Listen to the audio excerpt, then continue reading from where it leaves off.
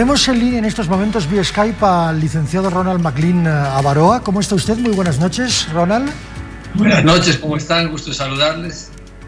María René, ¿cómo está? Durante mucho tiempo. Un gusto. Ronald, dígame una cosita. Creemos, con el compromiso que tiene no solamente con el país, sino también en esta pandemia, la lucha contra el coronavirus, entiendo que ha hecho una importante donación de equipos hoy, ¿no? Bueno, la donación la está haciendo Luis Fernando Camacho en Bolivia. Ha juntado un grupo de empresarios y personas que están contribuyendo a esto. Y claro, es una gota en el océano, considerada la magnitud de la crisis y las necesidades que tiene Bolivia. Y por eso queríamos conversar un poco sobre ese tema, porque es importante tener una visión amplia primero de cuál es la magnitud de la crisis y la capacidad que tiene el país para responder. ¿Qué apreciación tiene usted acerca de la magnitud de la crisis y la capacidad de respuesta del país en este sentido? Bueno, la capacidad de respuesta del país es mínima y la crisis es muy grande. Ustedes saben, es una crisis de emergencia de salud que tiene una característica de ser 10 veces más contagiosa que el SARS, puede acarrear millones de muertes en el mundo, miles en los países. Nuestro sistema de salud, como fue dejado después de 14 años de negligencia, está prácticamente en el suelo, no tiene ninguna capacidad de respuesta. Entonces tenemos que ser muy estratégicos en la forma en que respondemos a esta crisis. Debemos dividir primero las etapas que son necesarias contemplar, luego estar conscientes de las limitaciones que tiene el gobierno y el país para responder. Y creo que hay un cambio estratégico importante que hay que hacer. Esta crisis se está manejando centralizadamente desde el gobierno, básicamente desde la voz de la presidenta, que se atribuye todas las acciones, y tiene que ser una crisis que llegue a resolver el problema de la gente. Y los gobiernos que están cerca de la gente son los gobiernos municipales, y vemos una total ausencia de esos gobiernos que tienen que ser empoderados, fortalecidos, pasarles recursos, porque ellos están cerca de la gente y pueden dar respuestas mucho más concretas y rápidas, cosa que no está sucediendo hasta ahora. Ahora, el tema financiero, buenas noches, señor McLean, el tema financiero es determinante. Somos un país pobre, todos lo reconocemos y lo entendemos así. Cuando se habla de una asignación de recursos, lo que ha hecho el gobierno ha sido plantear a los municipios que cambien proyectos, por ejemplo, de construcción de calles, de veredas, de parques, por una asignación extraordinaria para salud. Cuando ustedes hablan de una asignación directa a municipios, ¿están planteando una partida extraordinaria? ¿Qué están planteando? Yo creo que el país en su conjunto tiene que cambiar la orientación del gasto público y la inversión inmediata.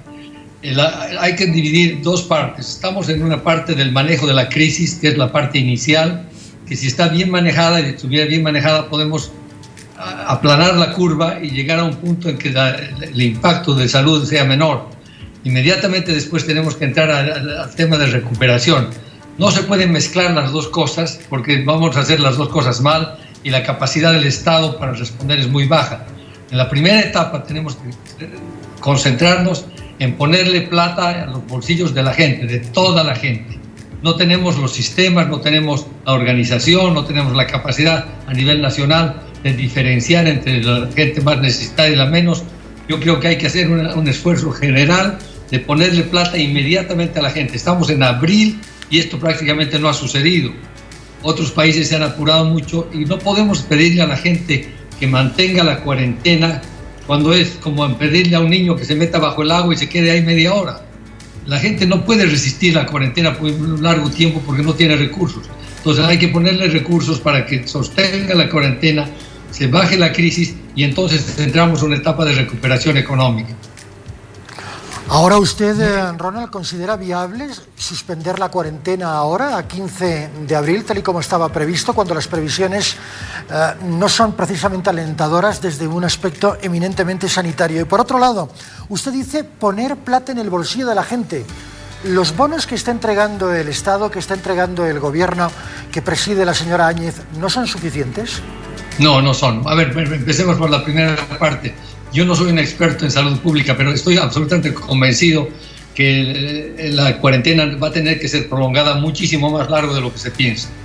No voy a aventurar una fecha, ni mucho menos, pero todavía no hemos llegado al pico, eso estoy casi convencido. El 15 de abril está aquí mismo. Esta cuarentena se va a tener que extender, pero no se puede extender efectivamente si no le ponemos recursos a la gente inmediatamente. Estamos actuando tarde, poco y muy lento. La respuesta ha sido de los bonos es insuficiente, llega muy poca gente, ha llegado poco y ha llegado muy tarde. Entonces estamos viendo ya un brote de desobediencia civil, donde la gente está saliendo a las calles a buscar de qué comer, porque dice prefiero morir de virus que de hambre, y la verdad que es una situación dramática. En ese sentido, ¿qué propondría usted, tomando en cuenta su experiencia? ¿Cómo se puede inyectar capital para que la gente pueda sopesar el rigor de esta cuarentena, o por lo menos lo que queda de ella? Mire, yo creo que en este momento, podemos hacer una idea, Corea puso 1.5 de su Producto Nacional Bruto a disposición para darle un bono a la gente, a toda la gente, de alrededor de $500.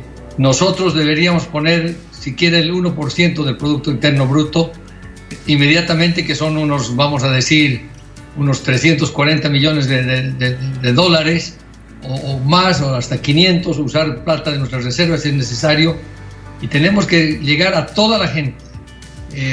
Tenemos el padrón electoral con todos los bolivianos mayores de 18 años, tenemos su dirección, su número de carnet, el domicilio, etcétera, etcétera. A esa gente hay que abrirle en todo el sistema bancario cuentas, y hay que ponerle una tarjeta de débito con plata para que puedan gastarla inmediatamente. Es la única forma que esa gente se va a quedar en la casa, o por lo menos va a ser muy cuidadosa en salir fuera solamente para adquirir alimentos y cosas de primera necesidad. La realidad del país nos está marcando muchas limitaciones, señor MacLean. Nos está marcando, por ejemplo, que en un ejercicio que era habitual, común, que era el pago de rentas, por ejemplo, a jubilados, estamos teniendo concentración, estamos teniendo desprotección, estamos teniendo esta amargura de los adultos mayores de nuestro país por cobrar su renta, porque muchas veces viven solos, están abandonados, y hemos visto que existe esta imposibilidad del Estado, del sistema bancario, de poder llegar a cada hogar, de poder llegar a cada adulto mayor con su pensión. Si hablamos del resto de la población, no toda está en la banca, en el internet, no toda está usando banca móvil, y de nuevo vemos concentración de bolivianos en bancos, al punto que hace un par de días, si no ayer, la presidenta decía que todo el sistema bancario iba a atender en la asignación de los bonos que se han concedido. ¿Cómo se operativiza esta propuesta que ustedes tienen? Primero hay que descentralizar el esfuerzo, ¿no es cierto? Yo veo una ausencia en los municipios que conocen a su gente, conocen a su población, saben cómo llegar más pronto. Hay que llegar a la casa de la gente, no se puede pedir que la gente vaya a un punto de reuniones, precisamente lo opuesto. Podemos tener gente bien protegida, que llegue a la casa de la gente y distribuya, por ejemplo, o alimentos, pero mejor aún dinero. Nada mejor que el dinero en cash para que la gente se defienda. Y este sistema de ponerle una tarjeta de débito a cada boliviano mayor de 18 años no es ciencia ficción, o sea, es algo que se puede hacer. Estamos en abril y no se ha hecho nada de esa naturaleza. Es decir, tenemos un sistema financiero poco profundo, es verdad, pero la verdad también es que se puede avanzar muchísimo, pero está faltando habilidad, está faltando decisión. Hay que sacar la plata de los bancos, hay que ponerle la plata a los bolivianos, y fundamentalmente en la primera etapa lo que necesitamos es eso, es que tengan poder adquisitivo y ellos definan qué compran, cuándo lo compran y dónde lo compran, y eso va a también dinamizar el sistema. Ahora, lo que está faltando muchísimo en Bolivia, y no escucho lo suficiente, es que no hay test. Claro. Nosotros tenemos la necesidad de compensar lo que es salvar la vida, como también salvar los medios de vida. Estamos en una disyuntiva que si nos quedamos todos encerrados en las casas, bueno, se va a caer la economía y no podemos permitir que la economía se caiga, pero tenemos que tener forma de saber qué personas pueden salir a la calle a trabajar, que no estén contagiadas, para que el resto se quede y los adultos mayores obviamente se queden en la casa.